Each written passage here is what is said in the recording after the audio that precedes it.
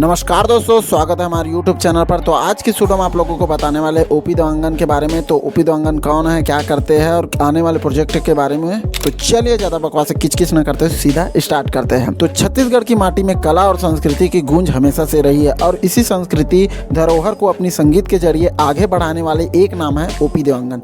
12 साल के कठिन परिश्रम और साधना के बाद ओपी देवांगन ने खुद को एक सफल बांसुरी वादक, संगीतकार और गायक के रूप में स्थापित कर लिया है। आज वे छत्तीसगढ़ी म्यूजिक इंडस्ट्री का जाना माना चेहरा बन चुके हैं। ओपी देवांगन का संगीत से लगाव उनके पारिवारिक माहौल से ही शुरू हुआ। स्नातक की पढ़ाई के बाद उन्होंने राजनांदगांव से संगीत की बुनियादी शिक्षा ली। इसके बाद उन्होंने खैरागढ़ संगीत विश्वविद्यालय से लोक संगीत का अध्ययन किया और बांसुरी वादन में निपुणता हासिल करने के लिए भुवनेश्वर स्थित वृंदावन गुरुकुल में पंडित हरिप्रसाद चौरसिया से प्रशिक्षण लिया। एक मध्यम वर्गीय परिवार से आने वाले ओपी देवांगन को शुरुआती दिनों में नौकरी करने की सलाह मिली, लेकिन उन्होंने संगीत को ही अपना करियर बनाने का निश्चय किया।